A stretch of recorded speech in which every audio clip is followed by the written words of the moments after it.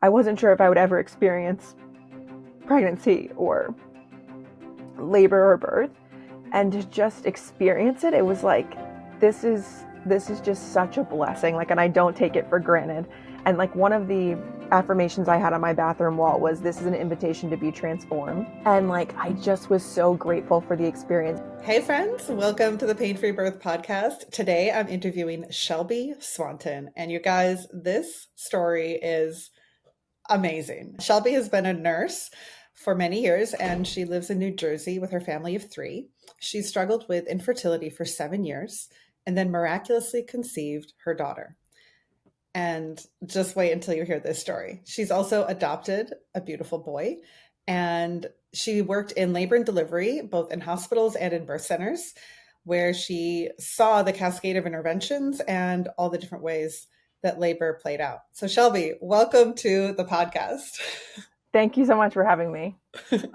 Oh, this is great. We were just recapping her story before hopping on the call and hitting record. And I was like, I need to make notes to remember all the amazing things and the points I want to talk about, because this is so incredible. A pain-free birth, catching your own baby. I'm not even going to give it all away, but tell us first, being a nurse and working, seeing how labor happened in birth centers and hospitals, what was it that made you decide to have a natural birth in a birth center?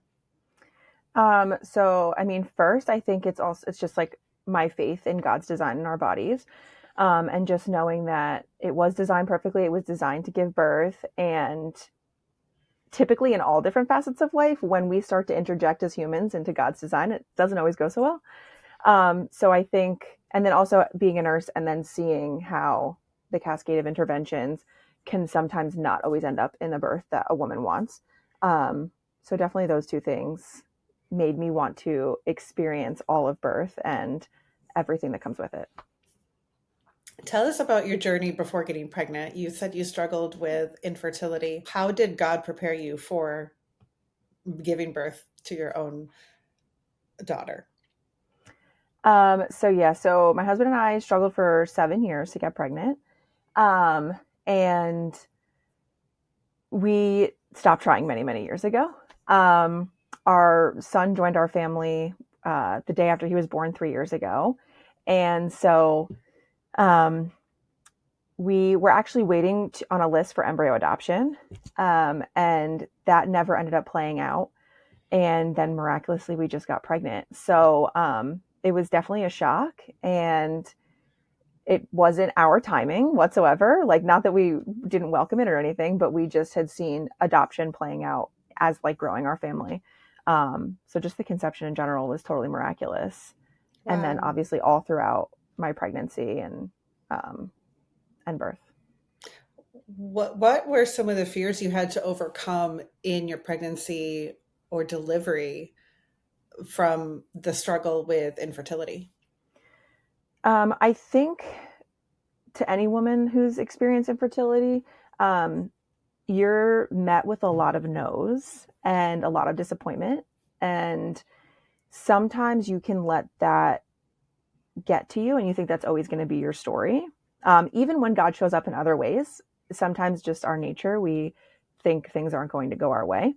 So to be honest, I spent a lot of 9 months being pregnant, worried that the other shoe would drop and that something would go wrong. And I really think that was just the enemy trying to discourage me. And, the Lord wanted me to be so joyful about this pregnancy. And I think it was a little bit easy sometimes for me to just wait for something to not work out. So yeah, that was a little bit tough. Yeah. And I think that's so relatable to many women who've experienced that, to then shift mindset to, now I'm supposed to be happy and joyful, but yet there's all this fear and that connection to your body and working through probably a lot of doubts and fears connected to that. How did you prepare for labor? So I read several books. I was pretty confident after seeing a lot of women as a nurse do hypnobirthing that was going to be the way that I was going to labor and deliver. So I studied hypnobabies starting at like 24, 25 weeks. Every day I listened to tracks. and just practice relaxing. I took your pain-free birth course, and yeah, so it was just like daily preparation of like relaxing my mind, my body, breathing techniques. So I knew I needed to get out of my nurse brain. So I pretty much did anything that brought me farther away from, I didn't want to be in labor analyzing, even though I ended up in some ways, but I wanted to just like be more primal and just focus on what my body was doing and not necessarily analyzing it from a labor and delivery nurse perspective. Was that the hardest part you would say about preparing for a natural birth with that background in L&D and knowing like I don't want to get stuck in my head? Yes. Yeah, for sure. I was like convinced I was going to have a posterior baby. So, That which was was my actually, worst fear too. I was like, what am I going to do with back labor? Like for 2 days, like I Yeah. was convinced that I'm a 33-year-old, which, okay, I'm not saying I'm old, but like on the spectrum, I'm a little bit older. And it was my first pregnancy. So I was like, this could take 3 days. Like, so I definitely think having seen what it was like in labor room, sometimes I kind of got in my own head Yeah. about what was going to happen. Because nurses So see it all. Like you see yeah, the worst of the worst, and it's a normal occurrence. So it can take more preparation to clear that fear and really prepare your heart to be open and receiving in labor, not trying to fix it and prepare. I tend to see over preparing happen when women who are yeah, like very successful or from a medical background, or they know all the things that could go wrong. It's almost like that all of that knowledge can work against you because then you're always on the offensive trying to prevent something or over prepare for something. yeah. Which was good to an extent because it brought me to a place where my doula was like, I kept mentioning how I think she's posterior. Like, I'm feeling this, I'm feeling that. Like, I, I'd lay down and I would like try to map out my belly. And I remember her just saying, like, Shelby, birth is about surrender. Like, Yes. you need to learn how to surrender. Like, I am kind of a control freak, um, in some ways.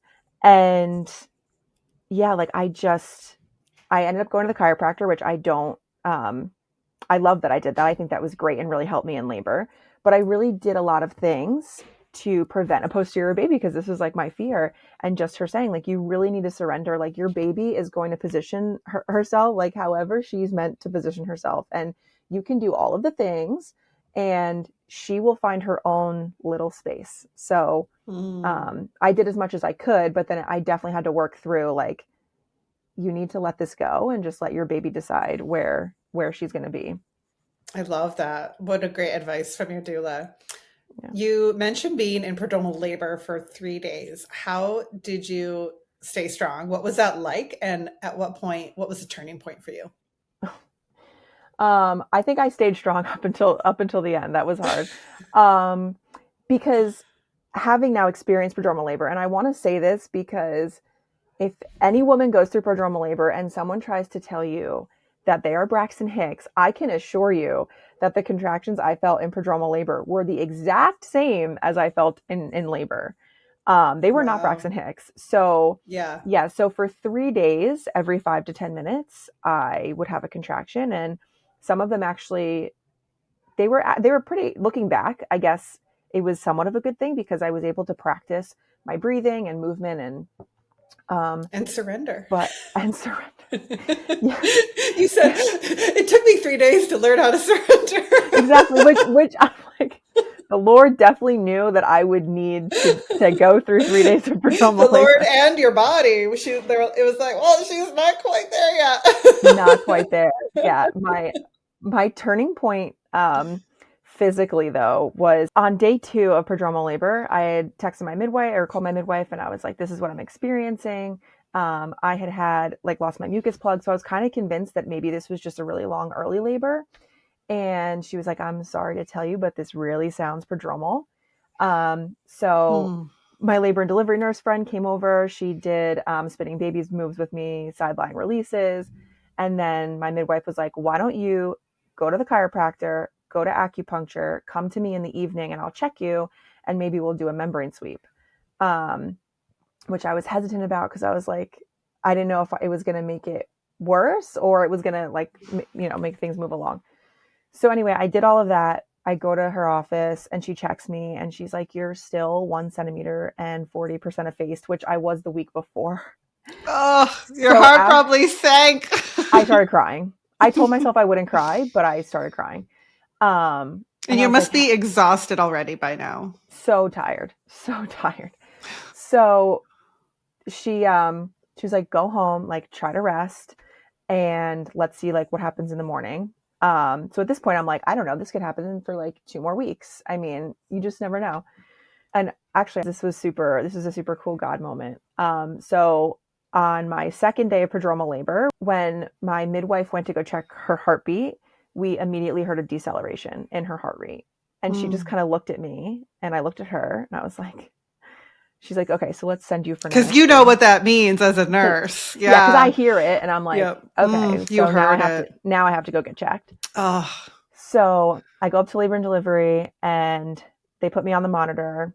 Um, when I'm assessing a patient, I may be a little bit more forgiving, but then with my own baby, I'm like, I don't know, this doesn't look so great. Like I'm not loving it. So, but of course, like at this point, I have tears. I told my husband I wanted a C-section. Like I was so done. And he looked at me, he's like, who are you? Who am I talking to? I'm like, I don't know. Like I'm so overwhelmed with all of this. yeah. So the You next never day, know. still continued all night throughout the day. And at this point, we took back all of the family care that had been helping us because I was like, I don't know how long this is going to last. Like, so I'm just going to take care of my Yeah. son. And when it's your first, you don't know. Like this could be 2 days, 3 days, this could be a week. Yes. So anyway, I get, my son back from my in-laws and we go to the park and I'm just like, I have a shred of patience left. I was so irritable and my birth ball was way too big. So it was uncomfortable. Like I know when I look at other women, I'm like, this is how you're supposed to be positioned on a birth ball. But then for me, I don't know. It was just horrible. So anyway, I sent a picture to my doula and she's like, no, that is like way too big for you. Let me come over with my ball. So she comes over, gives me the ball, but we also had a conversation where I just like lost it. This was now the third day.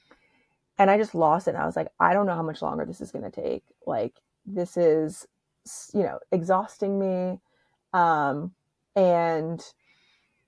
I kind of even forget the whole conversation, but whatever we talked about, it was just such an emotional release. Yes. And I call that the come to Jesus moment. And it always shifts labor. Like huge hormonal release will shift your labor pattern. I love that she allowed you to do that. Like that is truly like the heart of a doula, is to just hold space and witness women in their deepest lows and highest highs.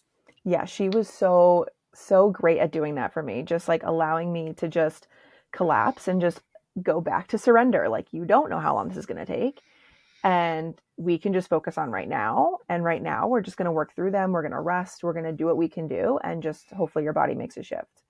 So what was the moment that really shifted everything for you after 3 days of prodromal labor? So my doula came over.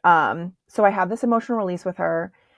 And I felt so good. Like I just remember the hug she gave me. It was like the longest, like it was the hug where she's not letting go. Like you're going to have to let go first. And I felt so much better. And I was like, you know what, however long this takes, like there is no normal, in birth, like your body is different than everybody else's body and just let this go. And she also was like, we need a plan for your son because you cannot go into day 4 of prodromal labor taking care of him by yourself. Like, this is too much. Yes. And so I reached out to my mom and I was like, I need your help tomorrow. Like, can you take off and take him actually, she was going to come over to my house. I was like, can you come over and just help me parent all day so that I'm not doing this by myself? And she goes, no. She goes, I'm taking him tonight and he's going to sleep over at grandmom's house.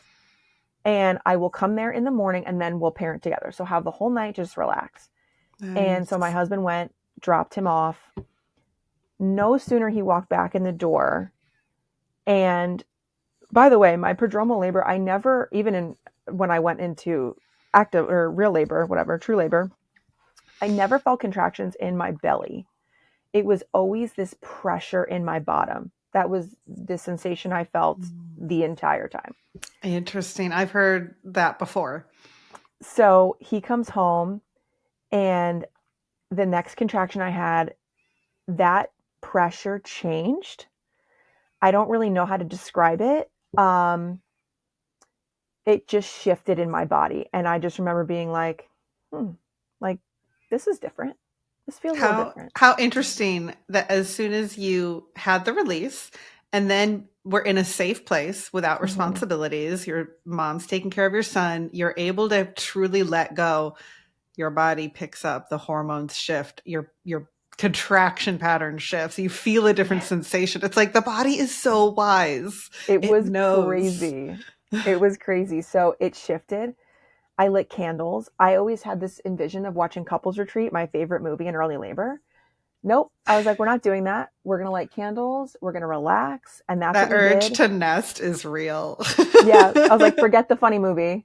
Let's just like, let's see how this goes. Love it. And they came every 5 minutes. And I still was hesitant because I had already done this for 3 days. Yep, yep. Um, but yeah, and then it just progressed from there. And I was like, I think this is the real deal. And how did contractions feel for you? They felt like insane pressure in my bottom. I never felt anything in my belly, never felt anything in my back. It was just this like this weight and this pressure in my bottom. Your baby must have been low. She wasn't. No. Okay. Wow. No. Which is another thing I'll get to when we talk about birth. So sometimes it's so weird. Everyone experiences them totally differently. What were some of the tools you used to cope with the contractions? So yeah, so like we talked about before, I tried hypnobirthing. The relaxation thing was not working for me, sitting there and getting into a zone. You said Um, that was like one of the highlights of your labor, your entire labor, yes. realizing you that was not your thing. Tell me more about Yeah. that. Yeah, because it felt freeing. It felt like, you know, I thought that I was going to be able to lay there and breathe and just like kind of melt and go into my own little world. And there just became a moment where I was like, I need to move. I need my worship playlist. I need my husband. Like my husband was still trying to sleep while I was trying to like get into my hypnobirthing zone. And I was like, this isn't working. I need to switch gears. And it was the highlight because that was when I texted my doula and I was like, I think this is the real deal. Um, and we still weren't sure. And so she was like, why don't you get in the shower? And I didn't know this at the time, but I wanted to hold the shower off until I really needed like that comfort. She had ulterior motives. So I get in the shower and my husband gets in with me. I put my fairy lights on. We put the worship music on. My husband and I just swayed in the shower. It was like the most magical moment. Like just realizing that I needed to move. I needed to vocalize. I was loud. I was, I needed music. I needed to worship the Lord through this. Mm, And I was so, once, because we got in the, when I got in the shower, they came back to back, like mm. every 1 to 2 minutes. And I just remember feeling so much gratitude. Like, this is real. Like, Yes, I'm we're getting giddy right actually now. going into labor. And I remember Yes. looking at my husband, and my husband was still not sure. He's like, let's see, like it's been a while. I'm like, Yeah. no, like this is real. And so, yeah, just switching from like, I need movement, I need to vocalize, I can't stay in a zone, and just worshiping the Lord, dancing with my husband in the warm water was just like, it, it was incredible. And I don't have one picture of that moment. It's only in my head. But I almost wish I did because But it's it was burned into your magical. memory Yeah. because those hormones, like as you're telling the story, I'm getting so giddy because I can see the backdrop of the hormonal physiology playing out, the gratitude, the worship, all the release of the endorphins and oxytocin, and how that sets you up for a pain-free, ecstatic birth. Yeah. Tell us what happened next. So we spent a little bit of time in the shower. They obviously were coming back to back. So at this point, we were like, my husband was like, should we call Dana back? Because this is coming quick. Like, I don't really, we don't know. So I called her. I told her they were coming, which is exactly why she told me to get in the shower. She's like, I was wondering if it was going to speed it up or if it was going to slow it down. Yes. Yes. So the fact that it's, it sped my contractions up, she was like, okay, I think It's a real deal. this is a real deal. You can call your midwives, let them know. And I remember telling her, like, leaning over my bed and just being like, this is the best. Like, I'm having, like, kind of like you, but I didn't have your sensation in transition when you're like, I was having a great time. You always talk about that. Well, that was pre-transition. Well, no, that was active no? labor, but it's just whenever those hormones hit, it's like a drug. It was incredible. I was Yeah. like, at one point in my life, I ran half marathons. And I was like, this does not even compare to a runner's high. Like, this is amazing. I love this. So I love that for you. Yeah, it was great. It was great. It's hard to describe to people who've never experienced it, but it's like you can't overstate how high these birth hormones can truly make you and how good you can feel. And I love it. It's one of my most favorite things to talk about because so many women think that the birth high only comes after the baby is born and all of labor is painful. And I'm like, no, you guys don't understand how good birth can be, how ecstatic it can be. And there is this physiology, there is a science to this. Yes, God designed it and God's in it. And there are specific things that create the environment in our body that allow for that hormonal high. And I think the years of just everything you've gone through, whether the infertility, the prodromal labor for days, coming to that state of complete surrender and then gratitude and joy. It's like God set you up for this. Like, Shelby, like, this is I'm getting so emotional because it really was. It was like I wasn't sure if I would ever experience pregnancy or labor or birth, and to just experience it, it was like, this is just such a blessing. Like, and I don't take it for granted. And like, one of the affirmations I had on my bathroom wall was, this is an invitation to be transformed. And like, I just was so grateful for the experience. And I was so grateful that, like, however transformative this is going to be because of the intensity, like, I wanted to welcome that. And I think that's also what really helped with the intense sensations, was just being so grateful, which you also talk about a lot. Just being so grateful for every contraction. Like, this is an experience that I get to have, and this is so cool. Did the understanding of your physiology and the hormones, did you like realize in these moments, like, oh, this is that, this is the like oxytocin release or the endorphins? Oh, for sure. Yeah, it was. And I think that actually brings up a really good memory from your course, but just having my husband so involved, like, knowing that, like, I needed that oxytocin to help with the endorphins and just to help with the sensations. Because once I got him involved, and he was more than willing and excited to be involved, that really helped me with everything I was feeling. And then I didn't experience pain, I think, because of that. So you didn't experience any pain throughout your labor? I didn't. I really do not describe it as pain. Like, it was an insane pressure I have never experienced before. If you listen to recordings of me in labor, and like, you, from the outside looking in, it looks like, oh my gosh, she's like experiencing pain. Right. But in my it's body, so intense. But in my body, like, the noises I was making, it was just this release because of the pressure. Yes. You know? Yes. So. I was vocalizing a lot too. Like, pain-free birth doesn't look one way to everyone, or even ecstatic birth, or whatever you want to call it. Like, these are just labels, but the experience happening in your body can feel so radically different than what people might observe on the outside. Like, there could be women roaring in labor, and you might think, oh my gosh, they're suffering. No, they're releasing that energy. They're vocalizing because it's so much energy, so much intensity and pressure.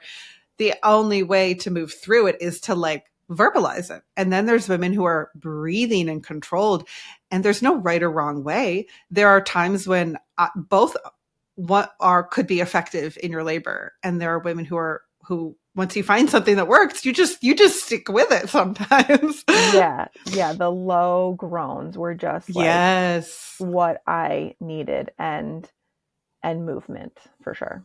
And how did your husband support you best during these moments? I thought I would want him, like, you always think like this is what I'm going to need in labor, and you can have all the tools, make sure everyone's aware of the tools you have, but you never know until you're in labor what you're going to want. And so like we would try counter pressure, and I was like, no, like I didn't really want hands on other than a hug and like that emotional support. Like I needed him in my close vicinity telling me how good I was doing, a soft touch on the shoulder. Like, yeah, I kind of wanted to just do it myself, but I needed him emotionally to be there for me. Mm. What was it like experiencing birth from the inside yourself after so many years experiencing it, observing it on the outside? Oh, so wildly different.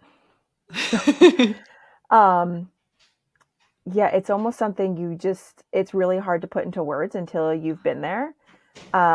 There's something so innate in the way you are in labor that nobody can, when you're in an unmedicated birth and you are feeling everything.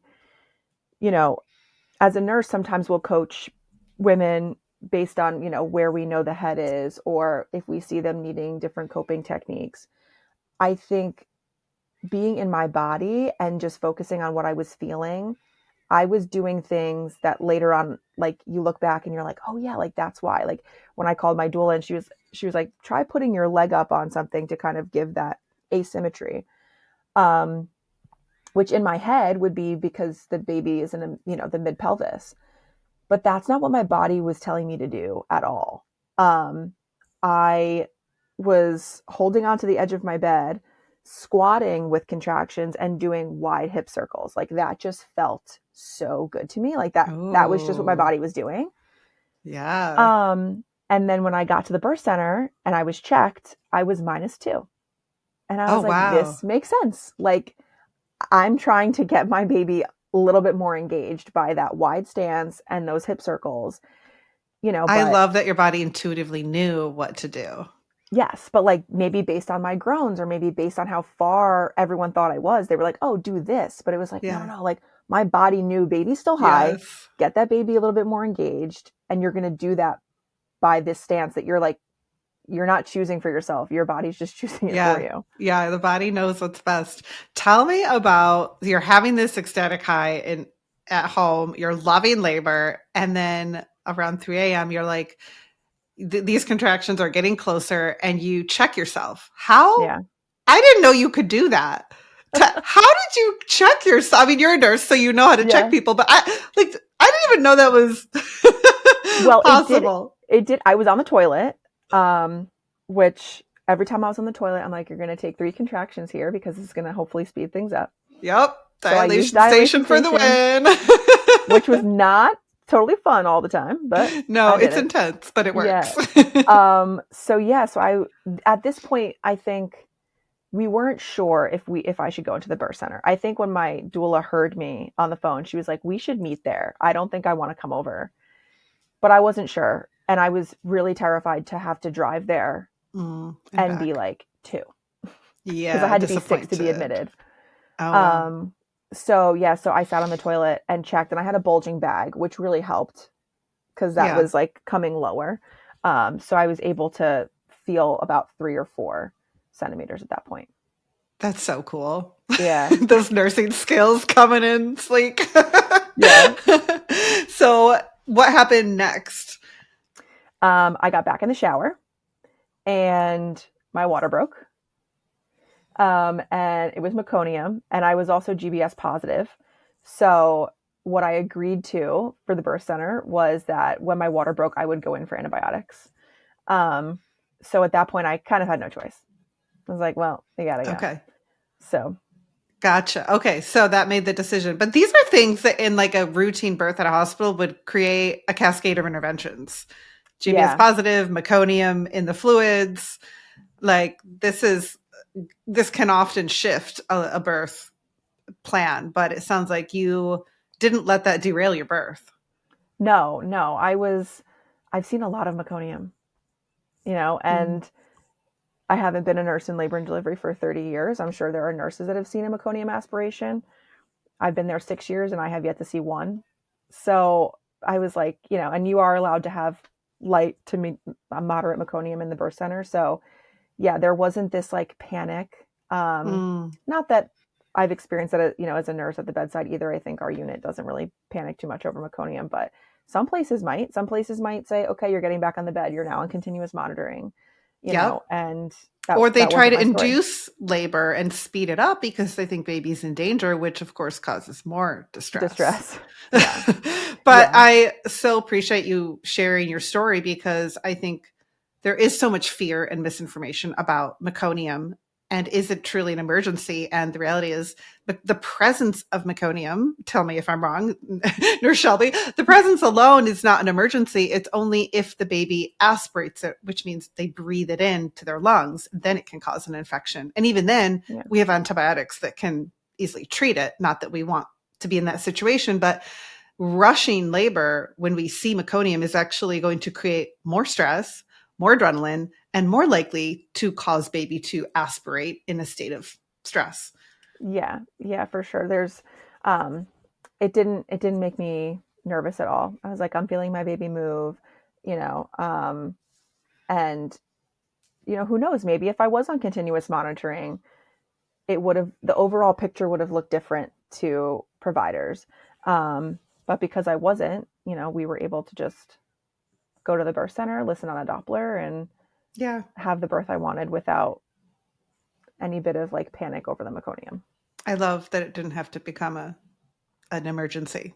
And Yeah. and heard so many stories where it just was like the first thing that was the domino that kind of led to everything else going off course. So it's nice to hear even from a medical professional, like, no, it doesn't have to be the scary big boogeyman that we make it out to be so often. Yeah. So you go to the birth center and they check you. You mentioned you were 6 centimeters dilated. And what happens after that? Um, that was the beginning of the whirlwind, the beginning of the end, the beginning of the end for me. It's where it all went down. Yeah. Whoa. And when my water broke too, like I was like, it's about to get real. Like buckle up. You knew. It definitely did. My husband. I'm backtracking, but like my husband said when we were home, it sounded like he had one cow in the house, and he said when I drove you to the birth center, it sounded like I was a cattle rancher with a whole bunch of cows in the car. Like, I was just the low, I need like a recording of this. like You're the like, no, that will never see the public. yeah, like yeah, water broke and it became very intense, but we were getting closer. So anyway, so yeah, so I'm 6 centimeters, and thank God, because the whole way there I just prayed like, Lord, let me be 6. Like I can't go back home. I need to be able to stay here. And you were 6. And I was God 6 is good. and still -2, still doing my hip circles and my wide leg squats, Yeah. and I told everybody, I was like, please get the tub ready. Like I need to get in the tub because I had heard the tub is miraculous. It is. Not for me. Not for you. Okay. No. See, everyone's different. It was for me. I was so pumped because I was like, this is like the epidural in a tub. Like I was just so pumped. And I got in and I was like, no, like Was it warm enough? Was it warm water? It was warm enough. Okay. I think what happened was I went from 6 to fully in an hour. I think I just entered transition, and I feel like the sensations just went so fast that the water couldn't catch up to the intensity. That makes sense. You needed like full hand support because that is a lot of progress in a short period of time. Yeah, like it was wild. So like the water didn't touch it at that point. No. So what did you do? How did you breathe through them? Did you remember the breathing techniques? Was it just like, did it all go out the window? Like, yeah. So I looked at my doula after screaming. Now this was not a moan. This was a out of control scream. where she looked at me and she was like, you need to control that, bring it down low. And I was like, I remember saying to her, I know what this is, but I'm panicking. Like, I knew that I Mm. was transitioning and I knew that panic is common. I just needed to verbalize that, like, Yeah. I'm entering a little bit of panic right And now. that's Like, cause real. like still I'm not experiencing pain. It's not painful. The intensity was wild.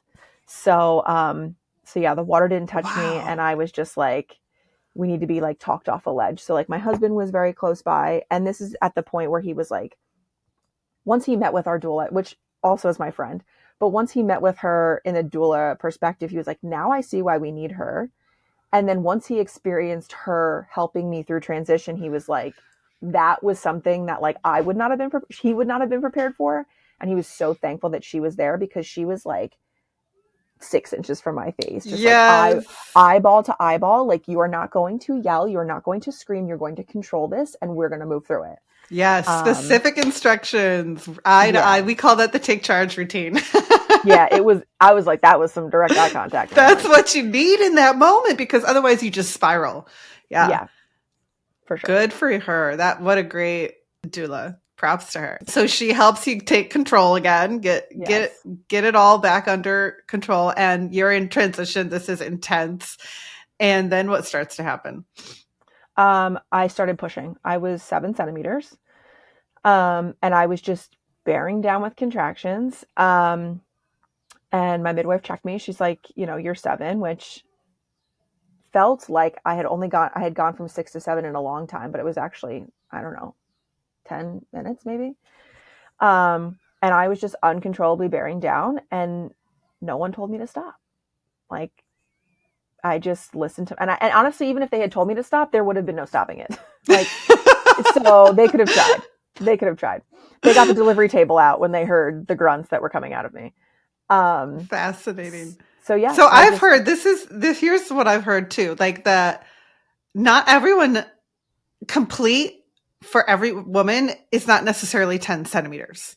It's the complete or fully dilated for each woman is the circumference of your baby's head. And so like that's how much you need to dilate to in order to fit that baby. Now maybe I hear you. And there's also like we freak out so much about, well, you have to be 10 centimeters before you start pushing. But if the body's pushing, maybe that can help. So tell us, like in your experience as a nurse, you've probably coached women. You can't push yet. You're not 10 centimeters. How did you reconcile this in your head?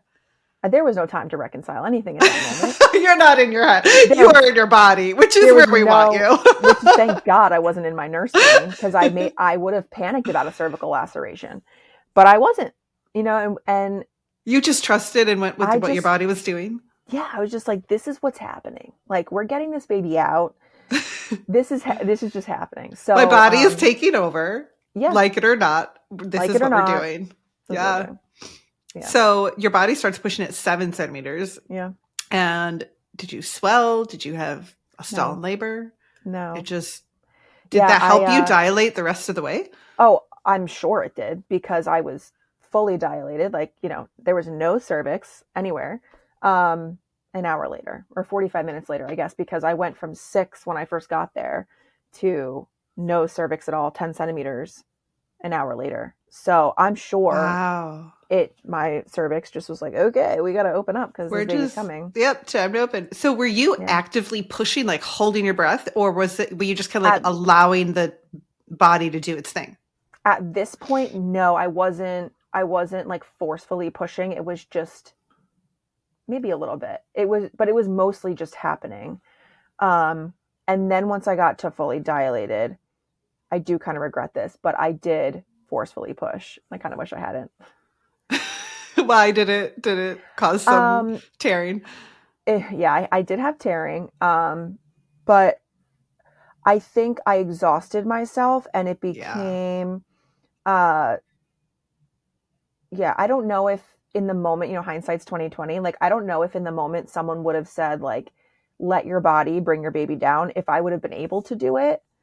I think at that point I was like, I just had this whirlwind of transition, and now I'm fully dilated. And it sounds like you were just in beast mode at this point. I was in beast mode. And like, this was now like day 4 of feeling this pressure. So I feel Right. like I was just like, just It's totally understandable. There is no shame. Listen, Shelby, like yeah, you learn, you do it different next time. exactly, exactly. But like every time a contraction would come, I would just be like, guys, guys, guys, guys, guys. Like that's just what kept coming out of my mouth. I would like, Really? which Like I feel like warning them? some no, like some women say like help me. Okay. Like me saying guys was like help. Like I need help to like center myself with this pushing or What these like felt sensations. good to you in those moments? Where did you need like Um, physical, like hip squeezing, like verbal no, coaching? no, I was like on hands and knees on the bed and just holding my husband's hand, and I just feel like, yeah, this sensation. I did not love pushing either, but again, like you're kind of told like once you start pushing, this is gonna feel better. Um, but I think at that point there was just a whole lot more of that pressure than I had felt before. So yeah, I just felt comfort in like holding my husband's hand. I would like hear the worship music in the background, um, in between. And it's funny because if you look at videos of me fully dilated, just holding my husband's hand, I look so peaceful. And I'm just like rocking and like I'm in my own world. My mom, my mother-in-law, my sister came in at that point and I didn't even acknowledge them. They just gave me hugs. Like, and then once a contraction would come, it was like I was in beast mode again, just like getting ready to it's, bring this baby out. it's crazy how it can switch. Yeah. That's why sometimes these short little clips are so misleading because, like, we could have taken a little cute video of you in that like swaying, lovely moment, and then a minute later, you're like, you know, No, roaring and cussing or whatever, screaming, whatever. no, that was exactly what happened. Like I said the F bomb many times while I was pushing. I heard there was a video of this that will never Oh, be there's a video. There's a released. video. Yes. There's the lovely video, which you might share of like me pulling Emma up to my chest and like it was a grunt and it was magical and I was like starting to cry. But right before that, there's a video of me like bringing my baby earthside with such primal roars and F bombs and just like, yeah, two completely different clips, but let everyone know if you're like gonna scream your baby out, that happens sometimes. Just do it low tones. That's my Yes, only direction. for sure. But Yeah. full permission here. I want you women to listen to this because so often we see these beautiful Instagram videos with the background music, and it's not always reality for a lot of women. A lot of women experience like very loud vocalizations and F bombs dropping and like whatever you need to do to release that energy that's in your body and get through that sensation without resisting it. I say do it. Like there's no right way to birth. And I just want you guys to all hear this, that I don't want anyone to feel guilty that they didn't have like the silent, gently breathing your baby down with worship music playing in the background, like, or maybe the worship music was playing, but you were so loud you couldn't even hear it. Like there's no wrong way to do this. Yeah, and I definitely felt that. And one cool thing that my doula did was she came back a couple, maybe 2 weeks later, and went over my written birth story that she had done for us. And I got tearful and mentioned how, like, looking back at that video, I felt shame at how, like, Mm. loud I was and, like, the fact that I was cursing as my baby was coming out of me. Um, and she was like, but if you had not been that loud, like that actually would have been the opposite of surrender. Like the fact that you were allowing yourself to be loud and the fact that you were just like, whatever was coming out of your mouth, like that was you actually surrendering, because if you had not done that, you would have been holding back and maybe then you would have experienced pain. And, you know, yeah. So like that took some Such a processing for good me. perspective. Yeah. Wow. Just, Cause you yeah, do, you, giving. you see these Instagram videos of like everyone being so peaceful. And yeah, you see, here or two, there's these roaring videos, but yeah, I thought I would be, this quiet, peaceful birther. And I definitely roared my baby out. More power to you, girl. Yeah. What did it feel like? Now, what was some of like a highlight for this birth for you? And like, what was it like when your baby was born? Yeah, so I caught my own baby, which was so You cool. Like did? it was, As a first time mom, I love it this. yes. So, I mean, I had that in my birth plan. And I remember like thinking, you know what, this could be on or off the table because I really don't know how I'm going to be in that moment. Like, Yeah. am I going to be able to? Am I going to want to? But I pushed for about an hour, maybe a little bit longer. And so towards the end, I needed that encouragement of like having my hand there and feeling her head because I thought Yep. people were lying to me when they were like, no, we can see her head. I'm like, no, but can you? So You're so lying to me. I thought everyone was I lying to need me. to see for myself. Yeah. I You're love making that. me feel better. You're making me feel better. So, so I had my hand there, and then I pretty much kept my hand there through crowning.